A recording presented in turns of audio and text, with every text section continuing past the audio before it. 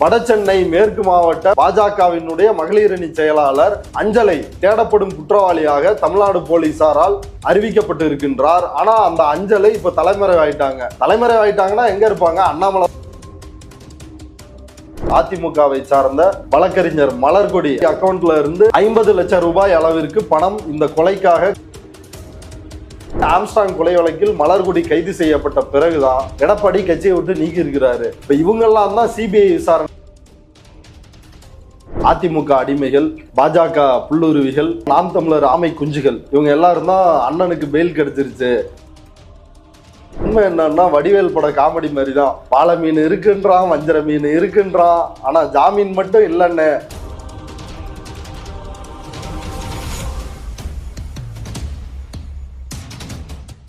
Tribes நேயர்களுக்கு வணக்கம். இன்று நம்மோடு பேசுவதற்கு திரு கரிகாலன் அவர்கள் இணைந்துள்ளார். வாருங்கள், அவரோடு பேசுவோம். வணக்கம். வணக்கம் அரவிந்த்.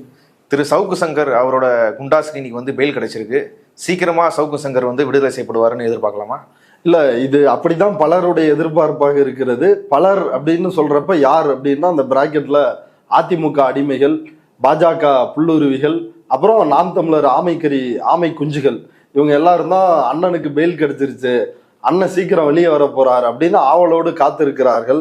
ஆனா உண்மை என்னன்னா வடிவேல் பட காமெடி மாதிரி தான். பாலை மீன் இருக்குன்றான், வஞ்சர மீன் இருக்குன்றான், ஆனா ஜாமீன் மட்டும் இல்லைன்னு.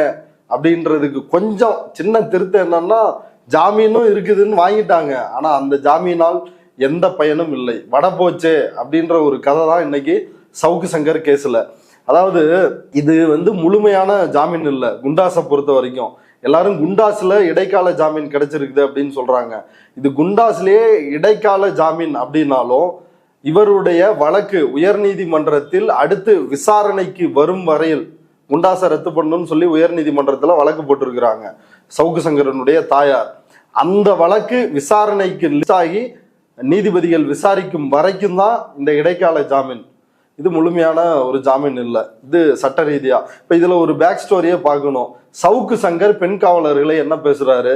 உயர் அதிகாரிகள்கிட்ட பெண் போலீஸ் அட்ஜஸ்ட் பண்ணிக்கிட்டு தான் பதவி வாங்குறாங்க அப்படின்னு கான்ஸ்டபிள், டிஎஸ்பி, எஸ்பி எல்லா ரேஞ்சில் இருக்கிற பெண்களையும் மிக கேவலமாக இழிவுபடுத்தி பேசுகிறார். இது தொடர்பாக கோவை போலீசாரிடம் அங்க வேலை செய்யற ஒரு பெண் காவலர் புகார் கொடுத்து அதன் அடிப்படையில் சவுக்கு சங்கர் கைது செய்யப்படுகிறார். பின்னாடி உயர்நீதிமன்றத்தை அணுகி புழல் சிறைக்கு மாற்றப்படுகிறார். கோயம்புத்தூர்ல ஒரு கேஸ். அடுத்து திருச்சியில இதே குற்றச்சாட்டுல இன்னொரு பெண் காவலர் டிஎஸ்பி அளித்த புகார் அடிப்படையில் அங்க வழக்கு இருக்குது, அங்கேயும் வழக்கை சந்திச்சுட்டு இருக்கிறாரு. இது போக மதுரையில கஞ்சா கேஸ் அது நடந்துட்டு இருக்குது. தேனியில் அவர் தங்கியிருந்த இடத்துலையும் சரி, அவருடைய கார்ல இருந்து கிட்டத்தட்ட 1.5 கிலோ அளவிற்கு கஞ்சா கைப்பற்றப்பட்டு இருக்கிறது. அது தொடர்பான கஞ்சா கடத்தல் வழக்கும் விசாரிக்கப்பட்டு வருகிறது. அதுலயும் குற்றப்பத்திரிகை தாக்கல் செஞ்சுட்டாங்க. கஞ்சா கேஸ் மட்டும் இல்லாம இன்னொரு முக்கியமான கேஸ் இருக்குது. முத்துராமலிங்க தேவரை இழிவுபடுத்தி பேசிவிட்டார்கள் அப்படின்னு சவுக்கு சங்கர், ஃபெலிக்ஸ் ஜெரால்டு 2 பேர் மேலேயும் வழக்கு இருக்குது. இப்ப அந்த வழக்கும் இவர்கள் மேல இருக்கிறதுனால இப்படி குண்டாஸ் வழக்கை தவிர்த்து மற்ற வழக்குகளே நிறைய வழக்குகள் இருக்குது. ஏற்கனவே ஸ்ரீமதி தாயார் தன்னுடைய பெண்ணை குறித்து மிக ஆபாசமாக இழிவாக அவங்களுடைய கேரக்டரை அசாசினேட் பண்ற விதமா சவுக்கு சங்கர் பேசியிருக்காருன்னு அவங்க போக்சோ வழக்கு பதிவு செய்யணும்னு புகார் கொடுத்துருக்குறாங்க. சென்னை கமிஷனர்கிட்டே அதை கொடுத்துருக்குறாங்க. இப்போ அதுலலாம் நடவடிக்கை எடுக்கப்படுமா அப்படின்ற பல கேள்விகள் இருக்குது. அப்போ சவுக்கு சங்கர் இப்போதைக்கு விடுதலையாவது சாத்தியமில்லை. சவுக்கு சங்கரனுடைய ரசிகர்களுக்கும் ஆமை குஞ்சுகளுக்கும் கவலைதான் மிஞ்சுகிறது. இப்ப இதுல இந்த குண்டாஸை பொறுத்த வரைக்கும் என்ன அப்படின்னா, சந்தீப் ராய் ரத்தோர் முன்னாள் கமிஷனர், அவர் தான் சவுக்கு சங்கர் மீது குண்டாஸ் போடுறாரு. எதற்காக குண்டாஸ் வழக்கு? சிஎம்டிஏ அவங்க கிளாம்பாக்கம் பஸ் ஸ்டாண்டை அங்க இருந்தா கட்டுறாங்க. அந்த சிஎம்டிஏ பேர்ல ஒரு போலியான டாக்குமெண்ட்டை தயாரிச்சு டெண்டரில் மிகப்பெரிய ஊழல் நடந்திருக்குது அப்படின்னு ஒரு மிகப்பெரிய கட்டுக்கதைகளை சவுக்கு சங்கர் பரப்புகிறார். இதுதான் உண்மையான ஆதாரம் போல பேப்பரை எடுத்து எல்லா இடத்துலையும் நீட்டி இருக்கிறாரு. அந்த நீட்டின பேப்பர் ஒரு பொய்யான போலியாக தயாரிக்கப்பட்ட ஆவணம். இது நீதிமன்றத்தில் உறுதிப்படுத்தப்பட்டிருக்கிறது. ஸோ அதனாலதான் அந்த போலி ஆவணம் தயாரித்து இந்த வேலையை பார்த்தார் அப்படின்றதுனாலதான் அவர் மேல குண்டாஸ் போட்டாங்க. அந்த குண்டாஸுக்கு ஒரு இடைக்கால ஜாமீன் கிடைச்சிருக்குது. இதற்கிடையில சென்னை உயர்நீதிமன்றத்தை அணுகுனாங்க. ஹாலிடே கோர்ட் விடுமுறை கால நீதிமன்றத்தில் ஹைகோர்ட்ல அணுகிறப்ப ஜி.ஆர். சுவாமிநாதன், எஸ்.எஸ். பாலாஜி அமர்வு இந்த வழக்கை கையாண்டாங்க. அவங்கள நீதிபதி ஜி.ஆர். சுவாமிநாதன் உயர் பொறுப்பில் சமூகத்தில் உயர் இடத்தில் இருக்கிற 2 பேர் வந்து எனக்கு அழுத்தம் கொடுத்தாங்க அப்படின்னு சொல்லி உடனடியாக குண்டாஸை ரத்து பண்ணாரு. ஒரு சட்ட ரீதியான எந்த ப்ரொசீடிங்ஸுக்கும் அவர் வழி கொடுக்காமல் அப்படி செஞ்சாரு. எஸ்.எஸ். பாலாஜி அப்படி என்னால செய்ய முடியாதுன்னு அவர் மறுத்துட்டாரு. பிறகு இது 3வது நீதிபதிக்கு போனுச்சு. 3வது நீதிபதி ஜி.ஆர். சுவாமிநாதனுக்கு நீதி வழங்குவது குறித்தான அடிப்படை பாலபாடமே தெரியவில்லை அப்படின்னு ஒரு குட்டு வைத்தார். இதன் தொடர்ச்சியாக இந்த வழக்கு எம்.எஸ். ரமேஷ், சுந்தர் மோகன் அப்படின்ற 2 நீதிபதிகள் கொண்ட அமர்வு முன்னிலையில் இந்த வழக்கு மாற்றப்பட்டுள்ளது. இப்ப நிறைய கேஸ் இருக்கு இல்லைங்களா நீதிமன்றத்தை பொறுத்த வரைக்கும், அது சீனியாரிட்டி அடிப்படையில தான் அந்த கேஸை வந்து லிஸ்ட் பண்ணுவாங்க. ஸோ அப்படி லிஸ்ட் பண்றதுக்கு எங்களை உடனே செய்யுங்க அப்படின்னு சவுக்கு சங்கர் தரப்புல உயர் நீதிமன்றத்தை அணுகுறாங்க. ஏப்பா உடனே எல்லாம் பண்ண முடியாது, உனக்கு ஸ்பெஷலாலாம் எந்த ட்ரீட்மெண்ட்டும் இல்லை, எல்லாருக்கும் என்ன நடைமுறையோ சீனியாரிட்டி அடிப்படையில தான் செய்ய முடியும் அப்படின்னு சொன்னாங்க. ஸோ அந்த விவகாரத்தை எதிர்த்தும் நீதிபதி ஜெயச்சந்திரனுடைய உத்தரவை எதிர்த்தும் தான் சுப்ரீம் கோர்ட் போறாங்க. சுப்ரீம் கோர்ட் ஒரு இடைக்கால ஜாமீன் வழங்கி இருக்கிறது. அந்த இடைக்கால ஜாமீன் இந்த எம்.எஸ். ரமேஷ், சுந்தர் மோகன் நீதிபதிகளுக்கு முன்னாடி இந்த வழக்கு லிஸ்ட் ஆகி விசாரணைக்கு வரும் வரைக்கும் தான் இந்த இடைக்கால ஜாமீன். ஆக இந்த ஜாமீனால் எந்த பலனும் இல்லை அப்படின்றதான் அடிப்படையா புரிஞ்சுக்க வேண்டிய விஷயம். திரு ஆம்ஸ்ட்ராங் அவரோட கொலை வழக்குல புதுசா 3 பேர் வந்து கைது செய்யப்பட்டிருக்கிறாங்க. அந்த 3 பேருக்கும் அந்த கொலைக்கும் என்ன தொடர்பு? அந்த 3 பேர் யார்? ஒரு அடுத்த கட்டத்தை ஆம்ஸ்ட்ராங் கொலை வழக்கு எட்டிருச்சு அப்படின்னு தான் நம்ம பார்க்க வேண்டியது இருக்குது. ஏற்கனவே நம்ம கடந்த பேட்டியிலையும் சொன்னோம், ஆரம்பத்துல இருந்தே சொல்லிட்டு இருக்கிறோம். இந்த ஆம்ஸ்ட்ராங் கொலை வழக்கு தொடர்பாக நம்ம சேனல்ல பேசின முதல் பேட்டி, அந்த பேட்டியிலே சொன்னோம், ஆருத்ரா, அமர் பிரசாத் ரெட்டி, அண்ணாமலை, ஆற்காடு சுரேஷினுடைய காதலி அஞ்சலை, புளியந்தோப்பு அஞ்சலை, இப்படி அப்புறம் அந்த கொலையில் நேரடியாக தொடர்புடைய திருநின்றவூரை சார்ந்த பாஜக மண்டல் தலைவர் செல்வராஜ், இதுல மிகப்பெரிய அளவில் பாஜகவினுடைய பின்னணி இதுல இருக்கு அப்படின்றத முதல் நாள்ல இருந்தே சொல்லிட்டு இருந்தோம். அந்த கட்டத்தை இன்று அந்த வழக்கு வந்து சேர்ந்து இருக்கிறது அப்படின்னு தான் பார்க்க வேண்டியது இருக்குது. குறிப்பாக இதுல கூடுதலா யாரு சேர்ந்திருக்கிறாங்க? இப்ப திருவேங்கடம் என்கவுண்டர் செய்யப்பட்டு அவர் கொல்லப்பட்டுட்டார். மீதமுள்ள நபர்களிடம் விசாரணை நடக்குது. அந்த விசாரணையில் போலீசாரிடம் கிடைத்த தகவல் என்னன்னா, இதுல திருவல்லிக்கேணி மேற்கு பகுதி செயலாளர் அதிமுகவை சார்ந்த வழக்கறிஞர் மலர்கொடி அவங்க சம்பந்தப்பட்டிருக்கிறாங்க.